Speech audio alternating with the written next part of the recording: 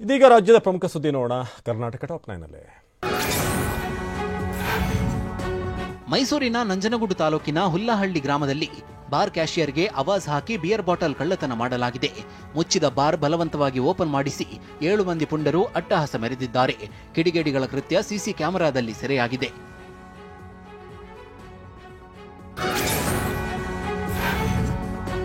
ಬೆಳಗಾವಿ ತಾಲೂಕಿನ ಸಂತಿ ಬಸ್ತವಾಡ ಗ್ರಾಮದಲ್ಲಿ ನರ್ಸಿಂಗ್ ಓದ್ತಿದ್ದ ಯುವತಿ ಕಿಡ್ನಾಪ್ ಪ್ರಕರಣಕ್ಕೆ ಸಂಬಂಧಿಸಿದಂತೆ ಅನ್ಯಕೋಮಿನ ಯುವಕನ ಮನೆ ಮೇಲೆ ಕಲ್ಲು ತೂರಿ ಅಟ್ಟಹಾಸ ನಡೆಸಲಾಗಿದೆ.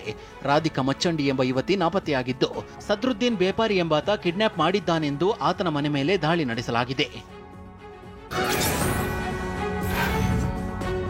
ವಿಜಯಪುರ ಜಿಲ್ಲೆಯ ತಿಕೋಟ ತಾಲೂಕಿನ ಅತಾಲಟ್ಟಿ ಗ್ರಾಮದ ಸಿಂಧೂರ ಲಕ್ಷ್ಮಣ ವೃತ್ತದಲ್ಲಿ ಮೇವು ಸಾಗಾಟ ಮಾಡುತ್ತಿದ್ದ ಟ್ರ್ಯಾಕ್ಟರ್ಗೆ ವಿದ್ಯುತ್ ತಂತಿ ತಾಗಿ ಮೇವು ಹಾಗೂ ಟ್ರೇಲರ್ ಬೆಂಕಿಗಾಹುತಿಯಾಗಿದೆ. ಬೆಂಕಿ ಹೊತ್ತುತ್ತಿದ್ದಂತೆ ಚಾಲಕ ಟ್ರೇಲರ್ನಿಂದ ಟ್ರ್ಯಾಕ್ಟರ್ ಇಂಜಿನ್ ಬೇರ್ಪಡಿಸಿದ್ದಾನೆ.